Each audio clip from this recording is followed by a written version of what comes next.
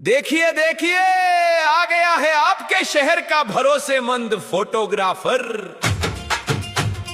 Angika recording studio Rupauli. शादी हो या कोई त्योहार, हर पल होगा शानदार।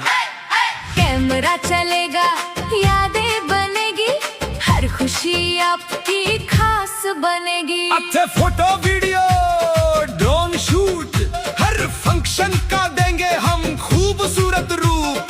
क्वालिटी हमारी पहचान है, आपकी खुशी ही हमारा सम्मान है। अंगिका रिकॉर्डिंग स्टूडियो हर लम्हे को बना